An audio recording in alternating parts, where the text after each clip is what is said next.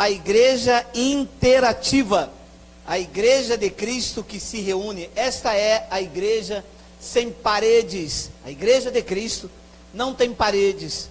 A igreja de Cristo não tem rótulos, não tem placas. A igreja de Cristo é esta, a igreja que se reúne em torno do cabeça. Bem-vindo também aos nossos irmãos no YouTube. Deixe dizer aos irmãos do YouTube e aos irmãos do Facebook, em breve nós vamos estar em São Paulo, lá em Santo Amaro, bem próximo ao cemitério, parece, de São Luís, é no bairro de Santo Amaro. Nós vamos passar em breve o dia, a data e o endereço certinho. Você que mora em São Paulo e está conosco aí com essa igreja interativa, eu espero vocês lá muito em breve, daqui a um mês e alguns dias, para a gente se reunir como igreja, amém? Minha saudação aos irmãos aí do Rio Grande do Sul, do Paraná, meu irmão Renato, meu irmão Renê e todos os irmãos do Brasil, bem-vindos. Nós vamos falar hoje sobre o tema: sem fé é impossível agradar a Deus. Está lá em Hebreus, capítulo de número 11, versículo de número 6. Olha lá o que diz esta palavra aí, conhecida, hein? De fato, sem fé é impossível agradar a Deus, porquanto é necessário que aquele que se aproxima de Deus creia que Ele existe e que se torna galardoador do que os buscam. Sem fé é impossível agradar a Deus. Vamos fazer uma breve confissão. Senhor Jesus Cristo, eu te louvo e eu te exalto, porque tu concede a nós, meros mortais, a fazer o uso de uma porção da tua santa palavra. Esta palavra que é viva, ela é eficaz e ela é mais penetrante do que qualquer espada afiada de 2 gumes. Esta noite eu tomo posse de uma sabedoria ativada, a sabedoria do Espírito Santo em nós, para entendermos que sem fé é impossível agradar a Deus. E toda a igreja de Cristo reunida em vários os lugares dessa nação, digam amém. Esse é um texto bastante conhecido. Até quem não está dentro do contexto igreja sabe esta passagem. Sem fé é impossível agradar a Deus. Então deixe-lhe lhe dizer o propósito desta mensagem, porque o sistema não tem fé, o sistema tem obras. Ora, se tem obras, não é fé. E o sistema então não agrada a Deus, porque o justo viverá por fé. E se o sistema vive por obras, e é a fé que agrada, não é a obra. Ah, o senhor quer levar por esse lado, mas eu não tenho outro lado para ir, porque o tema é esse. Sem fé é impossível agradar a Deus. Significa que a única forma de se agradar a Deus é pela fé, porque foi Deus que disse: o justo viverá por fé. Ora, meu amado, se tem obras, anula a fé. O sistema não tem fé, tem obras. Miguel não está aí, mas coloca para mim Romanos capítulo de número 2, por favor, digita aí, versículo de número 2, e nós vamos ler essa passagem domingo, só para o nosso entendimento, como é que funciona o sistema, porque eles não têm fé, eles têm obra. Romanos capítulo de número 2, versículo de número 17, olha só, olha essa palavra, meu amado, olha esta palavra, olha isso aqui, meu amado. Se porém tu, que tem por sobrenome judeu, e repousa na lei, e te glorias em Deus. Olha o que Paulo está dizendo, hein? Se uma pessoa tem por sobrenome judeu, e ela repousa na lei, não é na graça, é na lei, não é na fé, é na obra, e te gloria em Deus, ponto e vírgula, 18, que conheces a sua vontade, e aprova as coisas excelentes, sendo instruído na lei. Depois ele diz no versículo 19, que estás persuadido de que és guia dos cegos, luz dos que se encontram. Olha, entenda. Paulo está dizendo, se você que se gloria em Deus, que prega a lei, que prega o dízimo, que prega a campanha, que prega obras, e repousas na lei, que estás persuadido que tu és guia dos cegos, que tu és luz do que se encontra em trevas. 20, instrutor de ignorantes, mestre de criança, tendo na lei, não é na graça, tendo na lei a forma da sabedoria e da verdade. Isso é o sistema. Porque o sistema é que tem na lei a forma da sabedoria e acham que andam na verdade. Isso é o sistema. Depois Paulo diz no versículo de número 21, tu, pois, que ensinas a outro, não te ensinas a ti mesmo. Tu que pregas que não deve furtar, tu furtas. Isso é o sistema. Depois ele diz no versículo de número 22, dizes que não deve cometer adultério e comete. Você sabe que o sistema está em adultério espiritual? Porque nós pertencemos ao que ressuscitou, mas eles ainda estão enamorados do Jesus de Nazaré. Paulo diz, vocês dizem que não devem cometer adultério, e vocês cometem. Vocês abominam os ídolos, mas vocês saqueiam os templos. Quem são os templos na graça de Deus? É o povo que eles saqueiam. E que Paulo lá desta passagem. E eles têm na lei a forma de sabedoria. Eles têm certeza de que eles são instrutor dos cegos, mestres de crianças, esta chamada escola bíblica dominical. Paulo disse então no versículo de número 23, olha lá, tu que te glorias na lei, dê o quê? Desonras. Paulo disse, sem fé é impossível agradar, o sistema desonra. Sem fé é impossível, e o sistema vem com as suas obras, desonras a Deus pela transgressão da lei, porque se não cumpre um, é culpado de todos. Quem vive debaixo da lei e não cumpre um, está em transgressão, não agrada, desonra.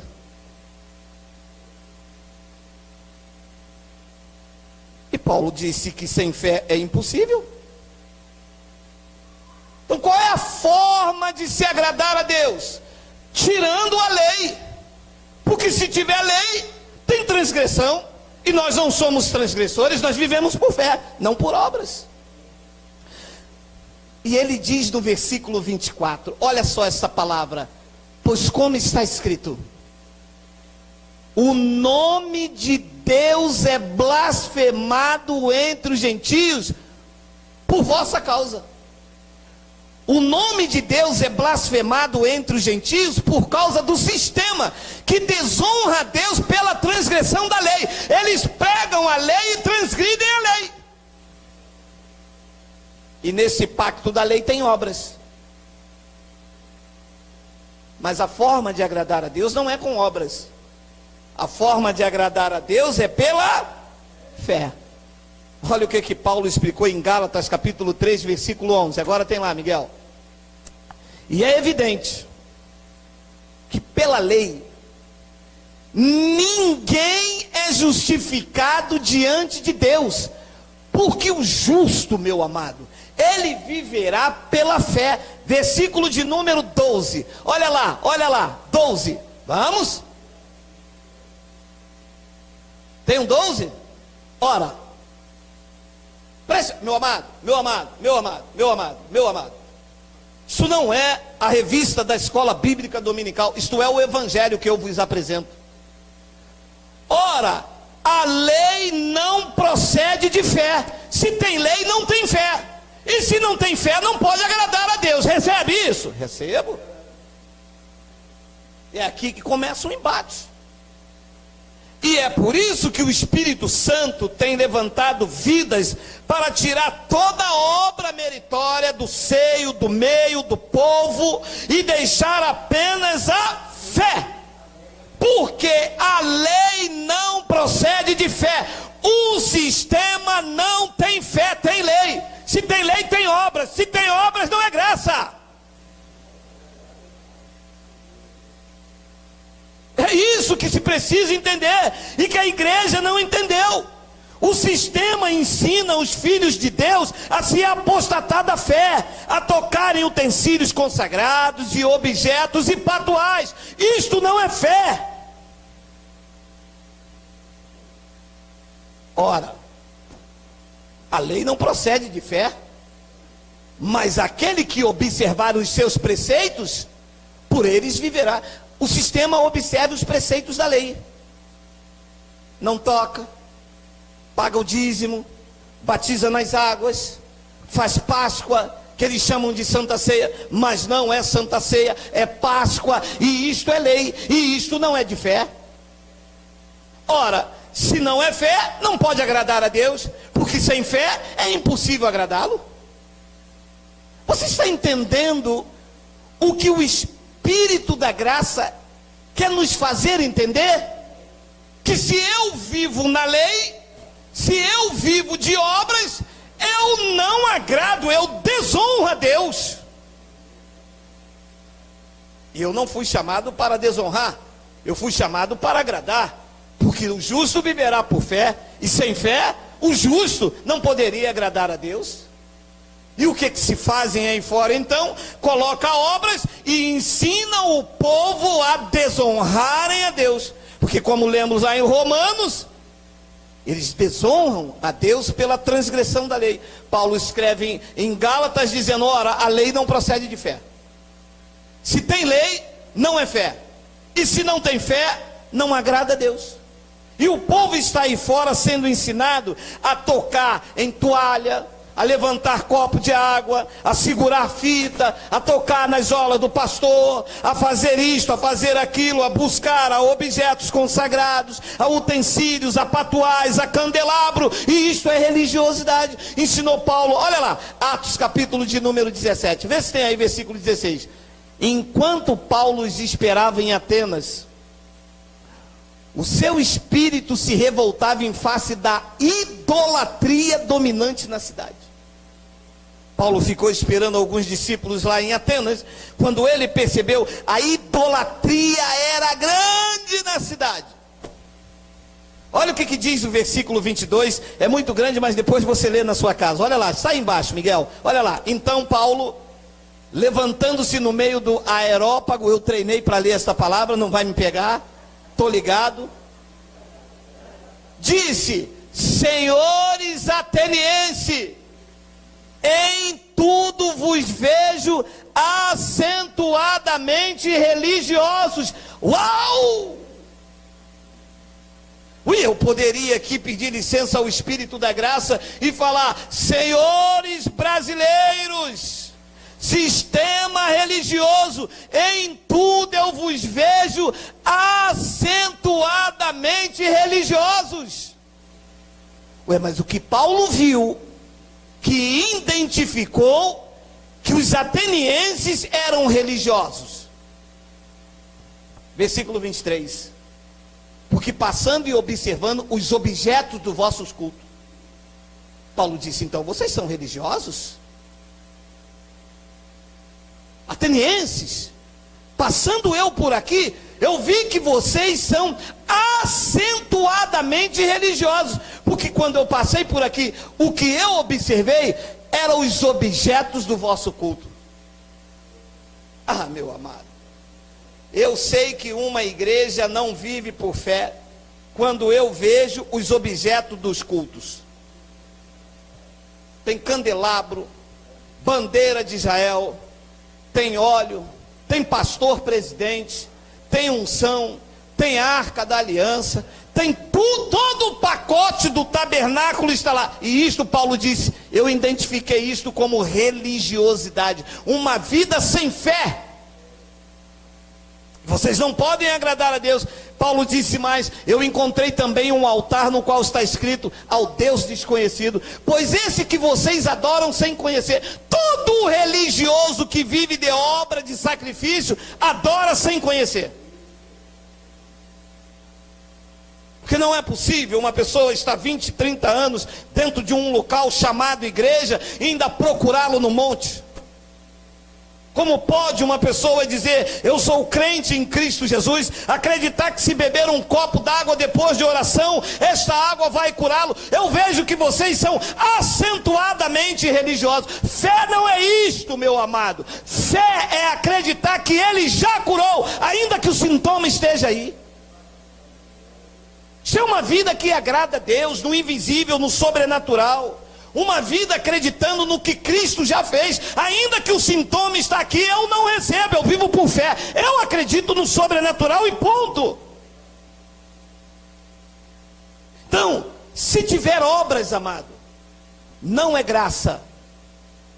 Eu quero que isto fique fixado na sua mente esta noite. Se você frequenta um local e lá te obrigam a praticar qualquer obras, não é graça que se vive, é lei.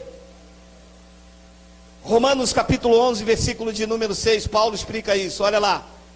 E se é pela graça, já não é pelas obras. Do contrário, a graça já não é graça. Recebe aí? Recebe? Ah, o senhor prega a graça? Prego. Lá na minha igreja prega também. Mandaram a gente ir buscar no monte. Isto é obra. Mandaram você ir buscar Deus no monte. Isto é obra, não é graça. Recebe aí. E se é pela graça, já não é pelas obras. Do contrário, a graça já não é graça. Para ser graça tem que ser por fé. Se é lei, é por obras. Mas se é graça, é por fé. E o sistema inverte isso aqui. E diz assim na escola dominical: este mês nós vamos estudar as epístolas de Paulo. Todo mundo vem em jejum para o Espírito Santo falar com vocês.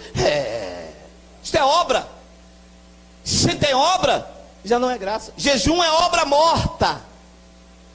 É rudimento da lei. Paulo diz, do contrário, a graça já não é graça. Ora, se não é graça, é o quê? Se tiver obra, Paulo disse, então não é graça. Se é pela graça, já não é pelas obras. Do contrário, a graça já não é graça. E se não é graça, é o quê? Legalismo. Gálatas capítulo 2, versículo 16, Paulo disse isso, ó, sabendo contudo que o homem não é justificado pelas obras da lei, e sim mediante a fé em Cristo Jesus. Também temos crido em Cristo Jesus para que fôssemos justificados pela fé em Cristo, e não por obras da lei, pois por obras da lei ninguém será justificado.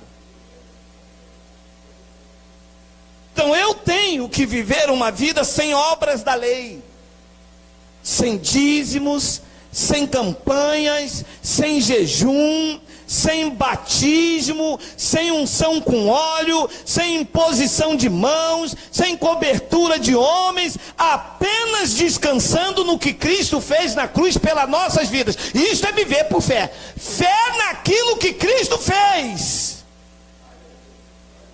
Não é acordar amanhã e falar assim, eu vivo por fé, vou tirar um carro 0 km. Isso não é fé, isso é burrice.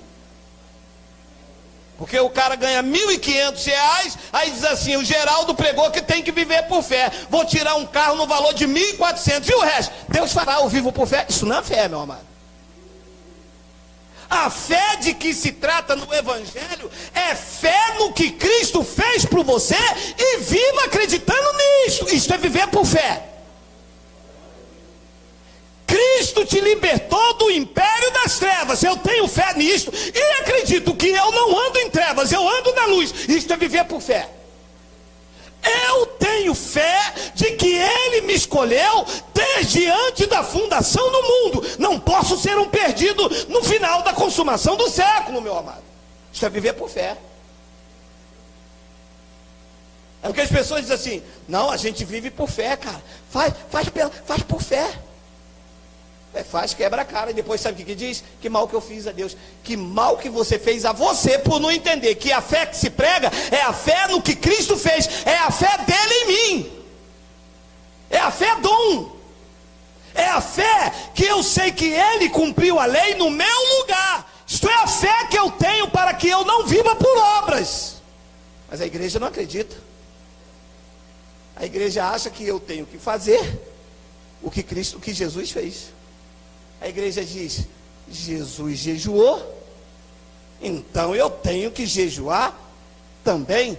Claro, você não vive por fé. Você não acredita que o que ele fez era exatamente para você não fazer. Que se fosse para ele fazer, ele não tinha descido do seu trono e tinha passado pela vergonha. Fazia você mesmo?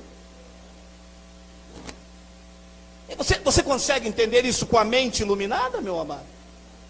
Mas a igreja quer que você faça exatamente o que Cristo fez. Mas não é para você fazer o que ele fez. É para você ter fé no que ele já fez por você na cruz do Calvário. Isso é uma vida de fé nos feitos de Cristo por você. E eu estava conversando com o Max. Você sabe que a igreja acha ruim. A igreja acha ruim ter te salvado para sempre. Né? Os papas da igreja não gostam que Cristo te salvou para sempre. Não, Cristo não pode salvar o homem para sempre. Como é que fica então? E que graça tem? É a graça do Evangelho. O amor de Cristo me salvou eternamente, meu amado. Eu não vejo mal nenhum Deus me amar para sempre. Eu não vejo mal nenhum nisto. As pessoas veem mal, mas eu não vejo. E as pessoas querem se justificar fazendo obras. Nós vamos pagar o preço, nós vamos subir o monte, eu tenho que dar o meu dinheiro, porque se eu não der o meu dinheiro para Deus, Deus não vai me abençoar. Mas isso não é fé, são obras mortas, que neste pacto Deus não reconhece. E ele diz, sabendo contudo que o homem não é justificado pelas obras da lei, pelo pagar o preço, pela vida sacrificial, e sim mediante a fé em Cristo Jesus. Também temos crido em Cristo Jesus para que fôssemos justificados pela fé em Cristo, e não por obras da lei, pois por obras da lei ninguém será justificado. Aí, agora vem os teólogos, né, meu irmão, da igreja, né? Agora vem os teólogos contra mim e diz assim: mas a Bíblia diz que a fé sem obras é morta. Alô? Primeiro que a Bíblia não diz nada. A Bíblia não diz nada. Quem diz é alguém que escreveu parte dela. Correto? Diz Bíblia? Diz? Não diz. Diz Bíblia? Não diz. Isso é um livro que não caiu do céu. Ele foi escrito por alguém, para um determinado povo, em época diferente. Quem diz que a fé sem obra morta não é a Bíblia, foi Tiago.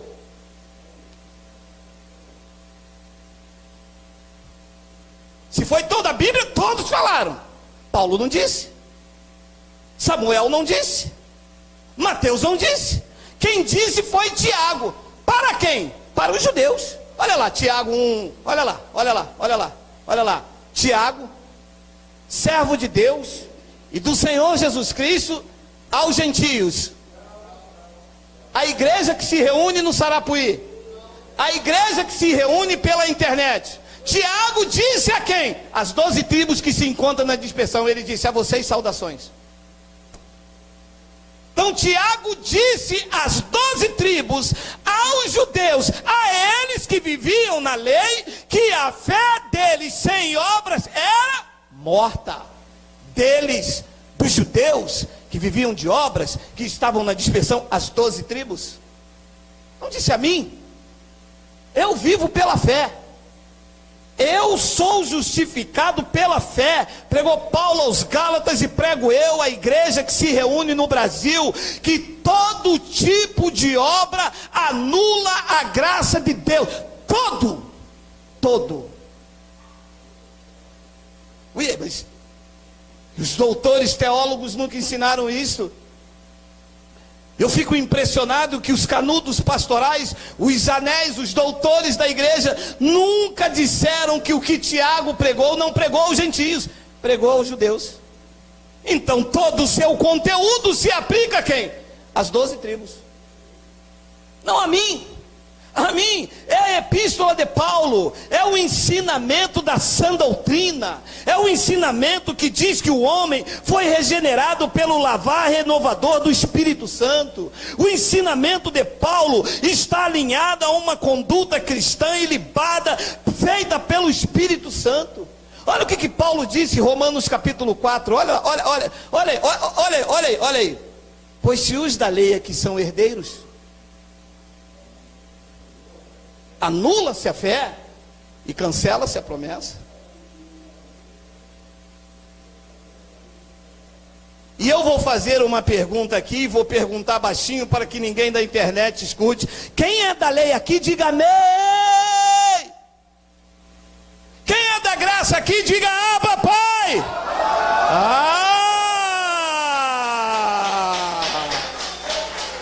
A fé não está anulada. Vocês agradam a Deus.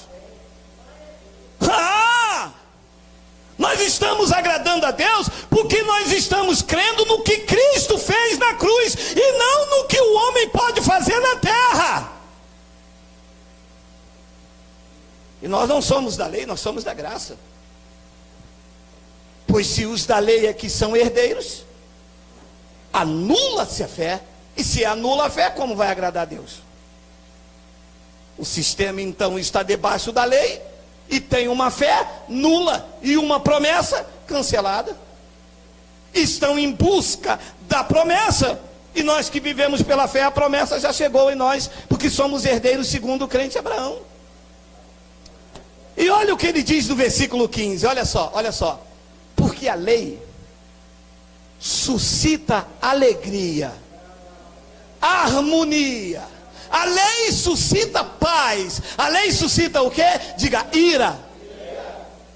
Mas onde não há lei, também não há transgressão. Isso não é um local de transgressores, meu amado. É um local de abençoado, de próspero, de pessoas felizes, de pessoas benditas, de pessoas que acreditam no que Cristo fez na cruz. Diga, papai.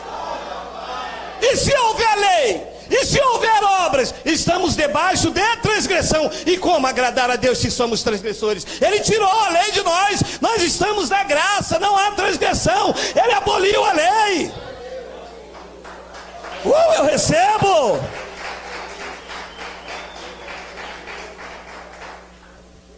E ele diz então no versículo de número 16: essa é a razão por que provém da fé, para que seja segundo as obras, segundo a lei, para que seja segundo o quê? A graça. Essa é a razão por que provém da fé, para que seja segundo a graça, a fim de que seja firme a promessa para toda a descendência, não somente ao que está no regime da lei, mas também ao que é da fé que teve Abraão, porque Abraão é pai de todos nós. 17, não é 18, meu amado, porque é ele, meu amado, já, meu amado, não é possível, meu amado, como está escrito. Olha, quem vive o Espírito da graça, tem que ser pela fé para que seja segundo a graça. Olha como que vive as pessoas que agradam a Deus. Por Pai de muitas nações te constituir, perante aquele no qual creu, é com fé, o Deus que vivifica os mortos, e Deus chama a existência as coisas que não existem. Eu recebo isto para a minha vida. Amados, vivendo a graça pela fé, eu recebo que Deus chama à existência coisas que não existem sobre a sua vida. Eu recebo isso. tem que ser pela fé para que seja segundo a graça. Se for pela lei, é obras. Mas se for pela graça, é fé. E fé, meu irmão, é tudo aquilo que não é tocável, palpável e tangível. Se tocar, não é fé, é obra. Se tiver a mão do homem, não é fé, é obra do homem. Meu amado, e nós cremos apenas em Jesus Cristo. A única, não na mediocridade, mas na superioridade, que nós temos aqui como algo tocável, é este livro. E deixe-me ser mais ousado, e se ele também não estivesse aqui, não faria diferença nenhuma, porque ele na graça botou a lei dele na nossa mente e no nosso coração. O Espírito dele testifica em nós que nós somos de Jesus. Ainda que tirem. Se é a razão para que seja segundo a fé, eu creio no que Cristo fez. Para ser segundo a graça, tem que ser pela fé e não por obras. Romanos capítulo 4 explica isso melhor, olha lá. Que pois diremos ter alcançado Abraão, nosso pai, segundo a carne? A igreja tem conquistas segundo a carne. Eu fiz. Eu orei. Eu sou. Eu toco muito. Eu prego muito, eu fui ao monte, eu liberei. Você sabe essa doutrina? Eu libero, eu determino, é a síndrome do eu, é a carne do homem. Paulo perguntou: que pois diremos ter alcançado Abraão, nosso pai, segundo a carne? 2, porque se Abraão foi justificado por obras, ele tem até que se gloriar, mas não é diante de Deus. O sistema tem até do que se gloriar para os homens, mas diante de Deus eles anulam a fé.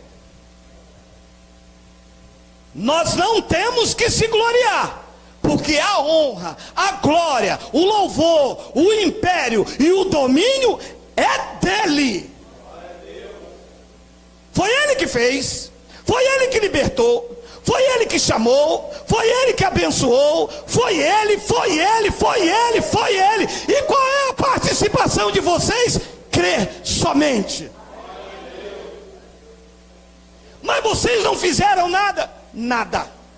Mas vocês não oraram demais? Não sabemos orar como convém, mas é o Espírito Santo que intercede por nós com gemidos inexprimíveis. Mas não foi vocês que buscaram, não, ele nos atraiu com o seu amor eterno. Foi ele que nos buscou, foi ele que nos deu vida. Nós estávamos mortos em pecados e delitos, e ele nos vivificou, nos dando vida juntamente com ele. Pela graça somos salvos. Isso é viver por fé.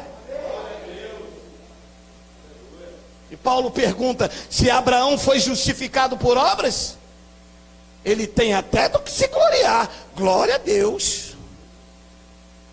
E um dia eu fui convidado para pregar numa igreja, e o pastor disse: se o irmão buscar a Deus como a gente busca aqui, a sua igreja será enorme como essa.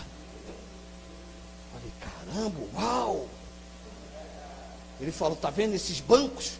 Numa campanha só forramos todos esses bancos, os vermelhos, assim, aquele vermelho marrom cuscuz, sabe? Aquele vermelho bonito. Eu disse: uau, que lindo, que glória humana. Mas infelizmente, vocês não têm o poder de Deus. A igreja tudo morta, as vidas tudo cabisbaixa, feridas.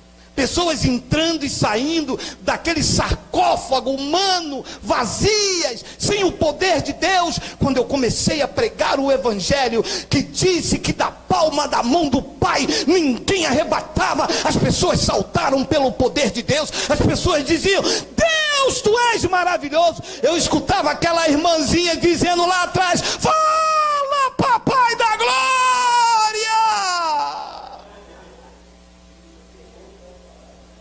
Porque as pessoas estão dentro de caixão de luxo, porque a lei não agrada, desonra a Deus.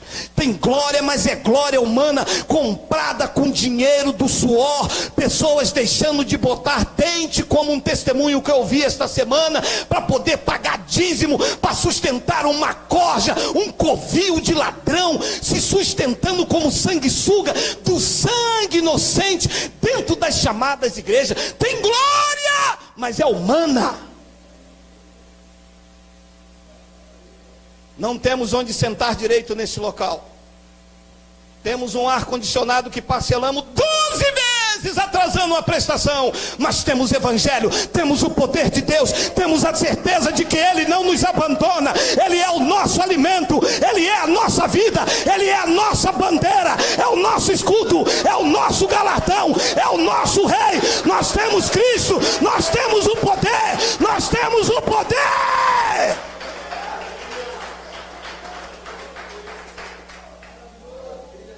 Se eu ia trocar uma palavra dessa por uma cadeira de veludo, sarcófago humano, vocês estão matando as pessoas.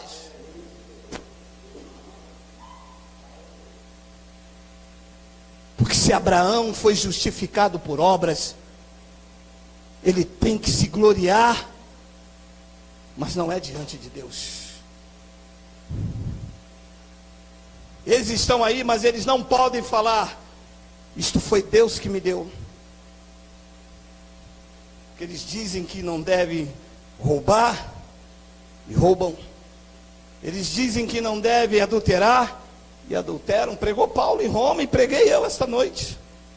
Eles não têm glória diante de Deus, porque as suas conquistas foram carnais, têm manobras. As suas conquistas são mãos de sangue, se alimentam do sofrimento alheio.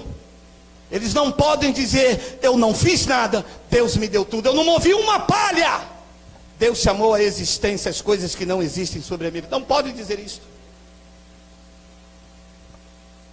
E Paulo diz no versículo de número 3: pois que diz a Escritura?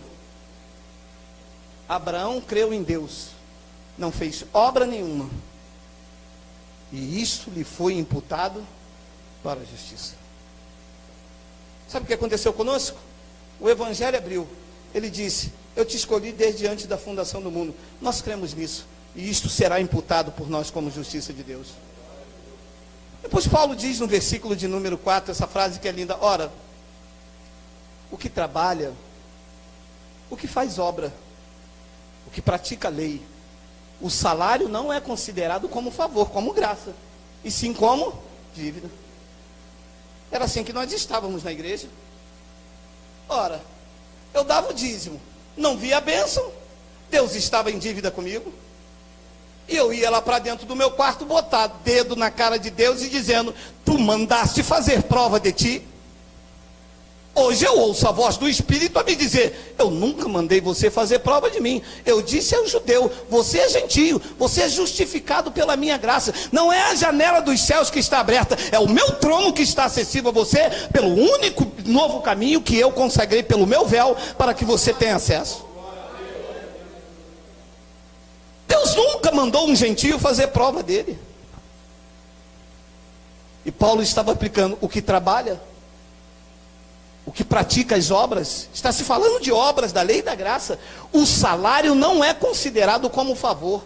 O que Deus tem que te dar não é como favor e merecido, porque dá a entender aqui que Deus está sempre devendo ao crente. Você fez a campanha, como é que Deus não te abençoou? E um líder religioso aí, porque não é líder da igreja, é líder religioso, disse: Deus é obrigado a te abençoar. Deus é o quê? Então não é favor, então não é graça, então Deus está em dívida. Isto aqui, meu amado, isto aqui é afrontar o Espírito da graça. Se eu fiz uma campanha, não fui abençoado, Deus então está me devendo. É o que Paulo está tentando explicar e que explico eu. Depois ele diz no versículo 5, olha lá: mas ao que não trabalha, que não pratica obras da lei, porém crê naquele que justifica o ímpio, a sua fé lhe é atribuída como justiça. Não faço obra, não vou ao monte, não faço jejum, não faço campanha, eu creio que eu sou um abençoado com todas as sortes de bênção, e a justiça de Deus está atribuída na minha vida. Nunca me faltou nada, nem faltará. Eu tenho dito aqui reiteradas vezes, desde que igreja é igreja, o dízimo está aí como justiça de Deus. Mas eu falei domingo, e eu vou falar sempre que o Espírito Santo me permitir. Eu não vejo os dizimistas ricos, não vejo dizimista com casa própria, não vejo dizimista com dente de ouro na boca. A grande maioria dos dizimistas da igreja são pessoas aposentadas, pessoas assalariadas, e que nunca morreram sem ver as bênçãos que eles prometeram. Não tem. Vocês aqui nesse salão aí pela internet, não acorda amanhã não para trabalhar, para ver se o dízimo que você deu lá no sistema vai fazer a janela do céu abrir e cair notas de dólar lá na sua casa. Vai lá, não acorda amanhã não para trabalhar, para você ver uma coisinha só.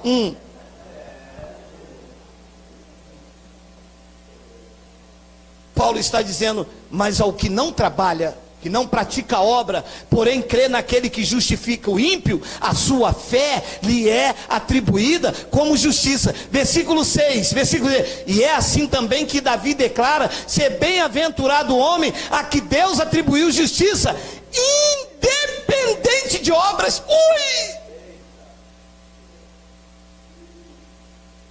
Aí vem o pastor pentecostal e me disse assim: você sabia que o apóstolo Paulo não era crente? Não sabia.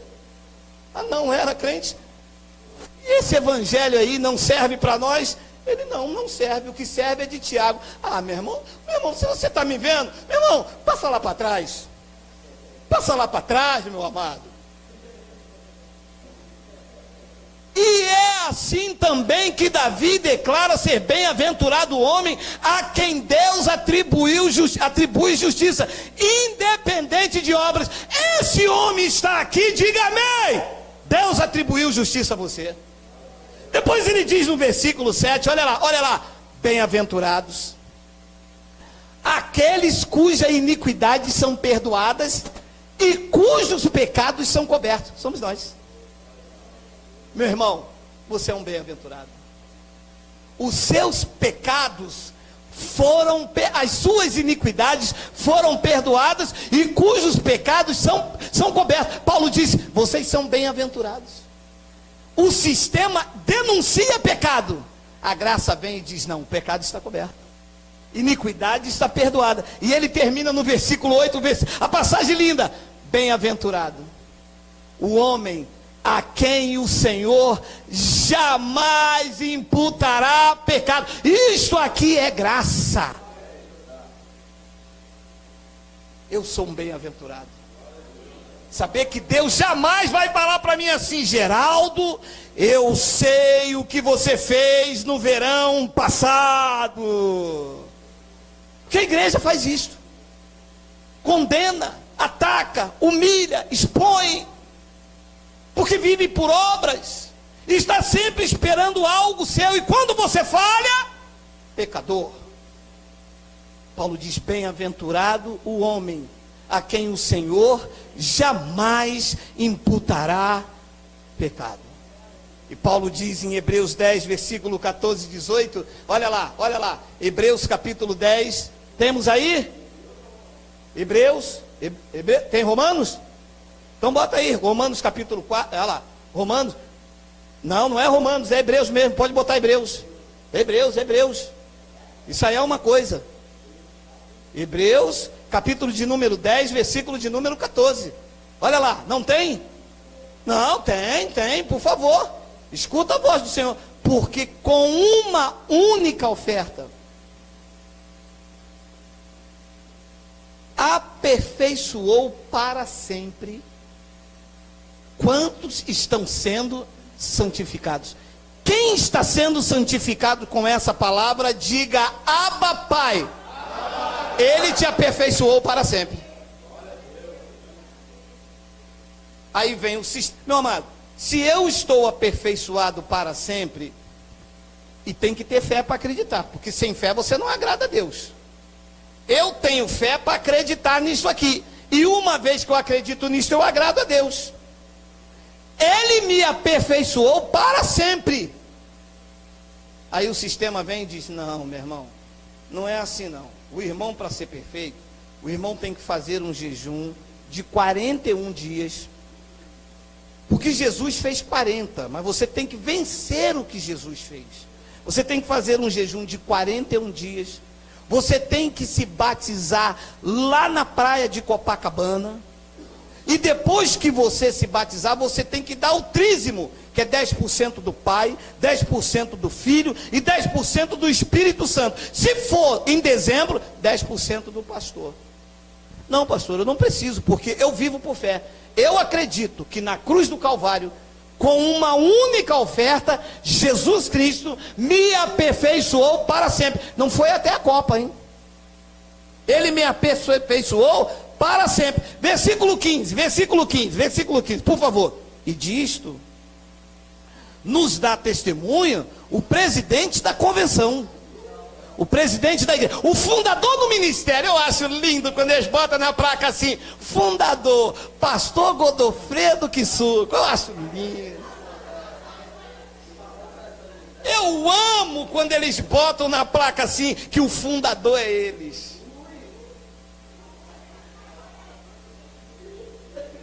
Ah, meu irmão. E disto nos dá testemunho também o Espírito Santo. Eu vou pregar o testemunho do Espírito Santo, hein? Quanto após ter dito, 16. Esta é a aliança que farei com eles depois daqueles dias, diz o Senhor. Porei no seu coração as minhas leis, e sobre a sua mente as escreverei. 17, coloca o 17, meu amigo. Acrescenta, e isso é um testemunho do Espírito Santo. Também de nenhum modo me lembrarei dos seus pecados e das suas iniquidades até a ceia. Diga: para sempre. Deus lembra do seu pecado até quando? Nunca, jamais, jamais ele lembra. Ele disse: olha, e também isso é um testemunho do Espírito Santo, tá? Também de nenhum modo me lembrarei dos seus pecados. De quantos modos Deus lembra do seu pecado? Mas o pastor lembra no culto de ceia, não lembra? Lembra ou não lembra? O irmão que está em ceia, antes de pegar o elemento, o irmão que está em pecado com a irmã, o irmão vem aqui na frente.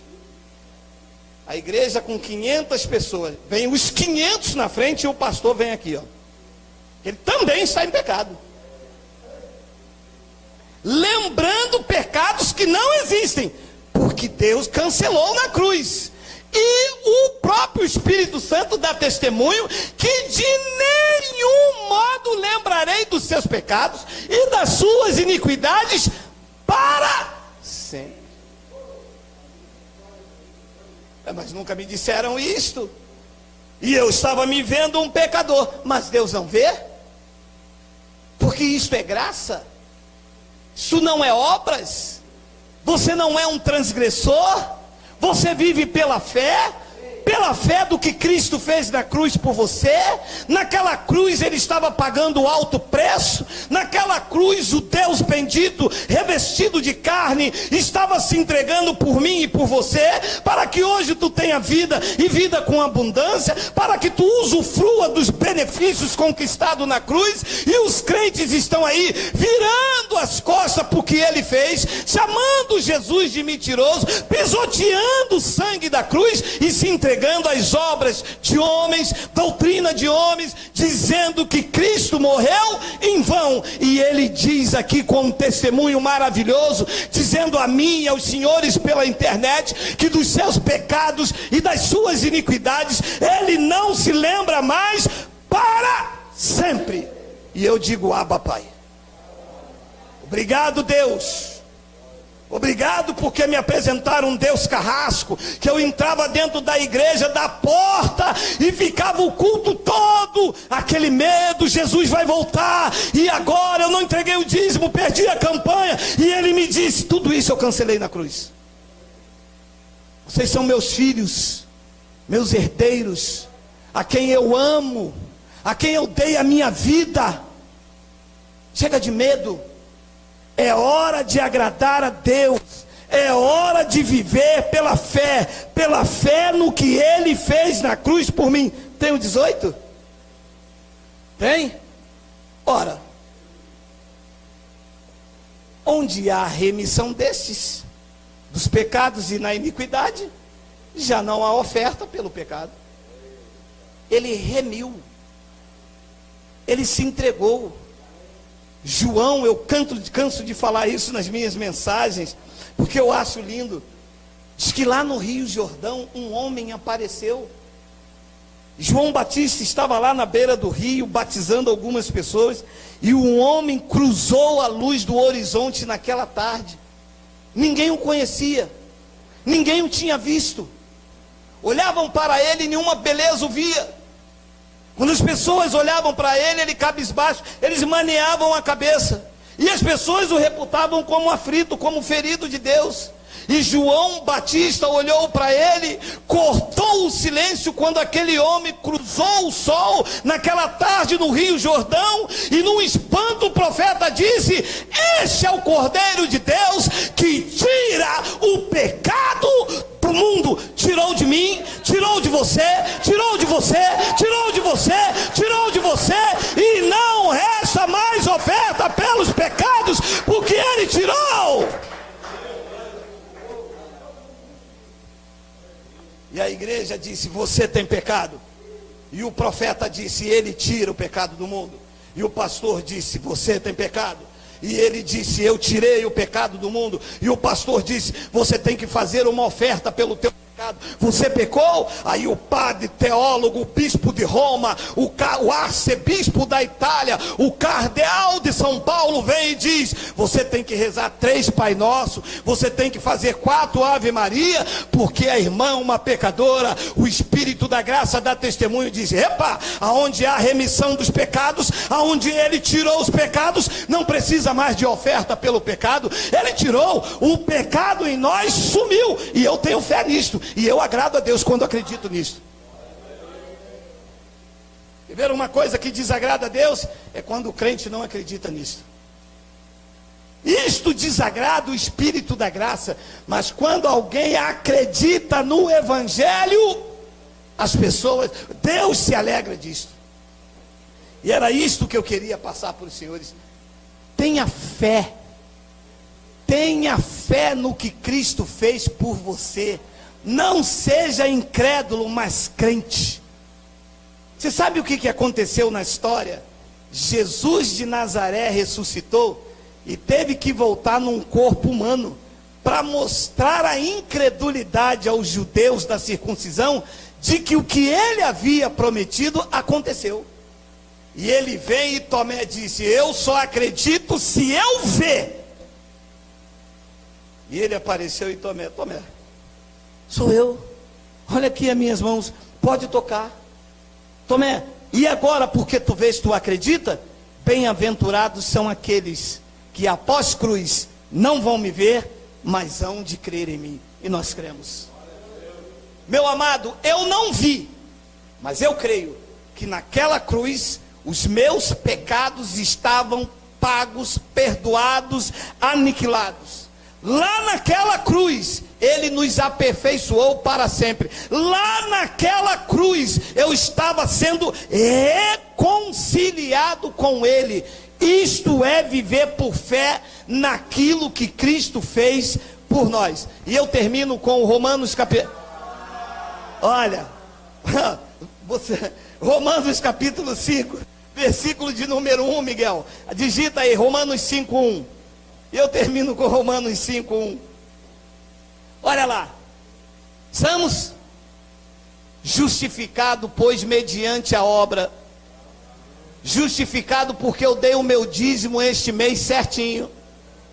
Justificado porque esse mês eu não perdi nenhuma campanha. Eu estou justificado. Aí o pastor diz assim, está vendo? Sabe por que a irmã não conseguiu a vitória? A irmã quebrou a campanha. Calma, mas Deus é um Deus de amor.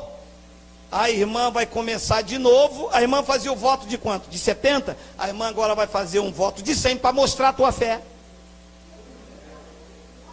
Tem que mostrar a fé com dinheiro, papel bordado, né, meu irmão? A irmã agora vai mostrar a sua fé com esse voto de 100. Compreende, pessoal? Nada a ver, compreende, pessoal? Justificado, pois, mediante a fé, nós temos paz com Deus. Meu irmão, quando eu vivia por obras, não tinha paz de jeito nenhum. Rapaz, mas eu tinha medo disso, medo daquilo, que eu não consegui, consciência pesada, isso vai acontecer, isso vai acontecer. Era um Deus de guerra, de guerras interiores, de noites, de espantos, buscas inconstantes, orações de joelho. Eu chegava no local chamado igreja, já chegava dobrando o meu joelho. O que é isso? Meu irmão, aqui, esse lugar aqui é santo. Eu cheguei na casa de papai e dobrava o meu joelho, e não podia comer um chiclete, não podia abraçar minha mulher, e de noite, essa guerra, medo do inferno, medo do diabo, batalha do Armagedon. O diabo vai ser solto 1000 anos, vai que eu entro, vai que eu vivo até 1000 anos, vai que eu estou igual o Raul Seixas, com a boca cheia de dentes, esperando Jesus voltar, e eu que vivi 1000 e poucos anos, vai que cai uma mosca na minha sopa, e é exatamente quando o diabo é solto.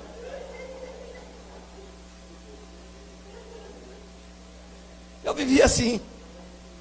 Mas quando eu aprendi que eu fui justificado pela fé em Cristo Jesus, eu tive paz com Deus. Aí eles me ligam aí, tomara que eles não estejam me ouvindo. As pessoas dizem, pastor, mas e o chip da besta?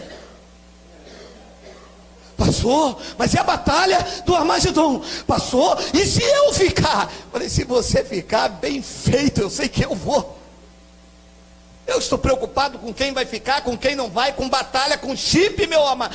Meu amado, deixa eu dizer uma declaração aqui em cima da hora de terminar. O único chip que eu tenho cuidado é o meu cartão com a minha mulher. O resto pode acontecer o chip que quiser. Tenho medo da mulher de pegar o meu chip do Bradesco, com senha, com tudo. Justificado, pois, mediante a fé, nós temos paz com Deus, por meio de nosso Senhor Jesus Cristo. Versículo 2: por intermédio de quem obtivemos igualmente acesso pela fé a essa graça, na qual estamos firmes e nos gloriamos na esperança da glória de Deus. Acesso a esta fé, a graça, no qual estamos firmes. Aqui não entra chip, aqui não entra besta, a não ser essas bestas do sistema que tentam enganar o povo. Essa nós temos medo, meu amado.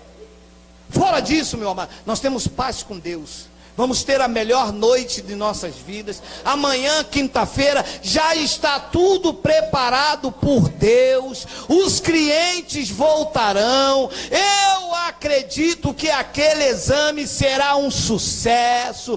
Eu acredito que nem a morte, nem a altura, nem os anjos, nada pode separar do amor de Deus. Eu acredito que cada uma da sua necessidade já foi suprida por Cristo Jesus. Acredito que você anda em perfeita vitória, conduzido em triunfo. Eu vivo nesta fé, meu amado. Eu acredito que o teu casamento será restaurado, que a sua mulher terá olhos iluminados. Acredito que o seu marido terá olhos iluminados, sairá dessa loucura do sistema, desse pavor que eles têm do pastor.